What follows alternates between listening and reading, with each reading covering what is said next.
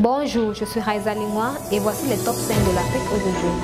Au moins 27 personnes sont mortes après l'écrasement d'un avion dans des maisons de la ville de Goma dans l'est de la République démocratique du Congo.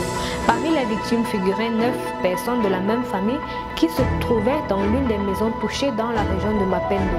L'avion transportait 17 passagers et 2 membres d'équipage selon les autorités. Les chefs d'État de la CEMAC, à l'issue du sommet extraordinaire qui s'est tenu ce week-end à Yaoundé, ont réitéré leur projet pour une monnaie forte et commune pour la sous-région. À cet effet, ils ont décidé d'entamer une réflexion sur les conditions d'une nouvelle coopération avec la France dans le cadre de la France-CFA.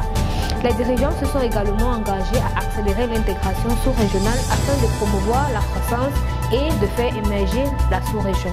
Au moins 24 personnes sont mortes lors d'un glissement de terrain dans l'ouest du Kenya. Les habitants de West Pokot ont été emportés par le glissement de terrain à la suite des fortes pluies du vendredi soir dans la région.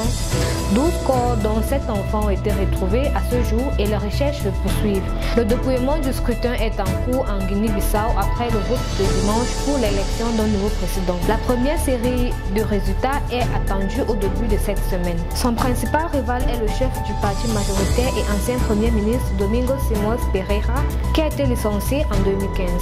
La CAF a dévoilé ses listes préliminaires de nominés pour la 20e édition de ses prix annuels de football qui se dérouleront le mardi 7 janvier 2020 à la Citadelle Azur, Égypte. C'est tout pour aujourd'hui. Bonsoir.